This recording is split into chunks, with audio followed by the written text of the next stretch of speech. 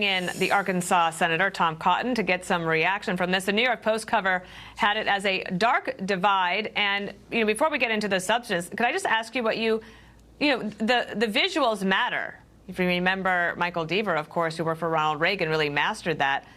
I think presidential advance is one of the coolest jobs in the world. I am not sure what they were going for, but maybe the dark Brandon look was what they really wanted.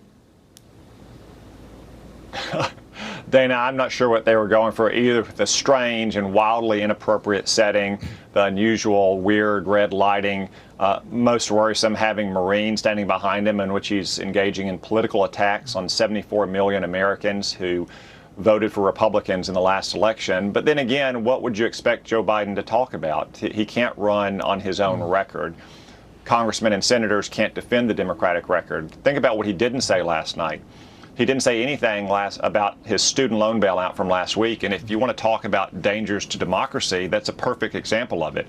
Joe Biden, without any legal authority, is giving away hundreds of billions of dollars to his political supporters in places like colleges and universities across America, while people who didn't go to school, who worked hard, who went to school and worked hard to pay off their loans, or whose parents had saved, they're going to bear the burden of all that debt that Joe Biden has unlawfully given to political supporters across the country.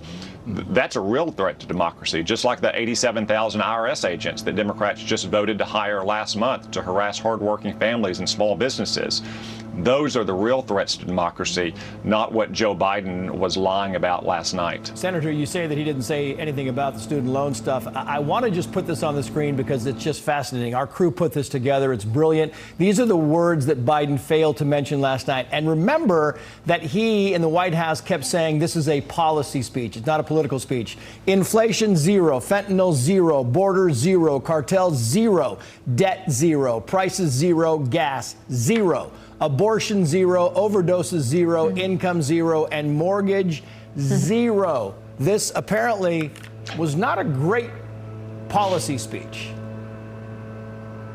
Not a lot of policy in that speech, Trace.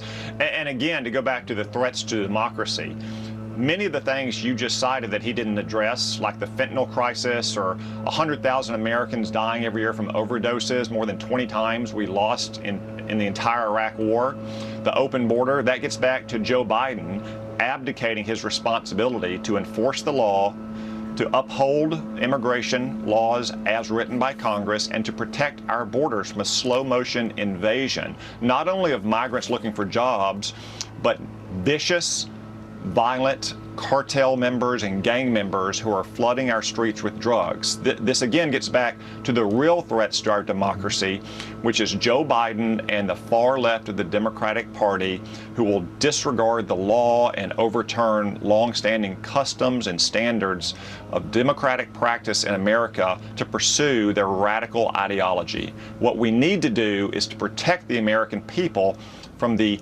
deranged partisan ideologue you saw on stage last night by making sure that we elect a Republican majority to the Congress this fall. Once we do that, I'm going to protect the American people from that deranged ideologue. Can I just ask you one last question, though? There are some on Twitter from the left saying that if you're criticizing this speech, and especially the look of it with the Marines behind, but you didn't criticize President Trump for what they're saying is the same thing, are you being hypocritical? Just give you a chance to answer that. Again, like Joe Biden, I think that's what psychologists would call projecting. The Democrats continue to attack Republicans for supposedly undermining our democracy. But the Democrats are the one who stood idly by while left-wing street militias burned our cities in the summer of 2020 with almost no legal consequences. Joe Biden's Department of Justice is the one sicking the feds on parents at school boards, or refusing to enforce the law outside of Supreme Court justices' homes when you have left-wing agitators clearly violating federal law. The Democrats are the one that just voted to hire 87,000 new IRS agents. They're the ones that are threatening democratic standards and norms in our country. They're projecting this onto Republicans because they don't have any accomplishments on which they can campaign this fall. Yeah. Senator, thank you. Senator Tom Cotton, thank you. Have a good Labor Day weekend. We appreciate you being here today.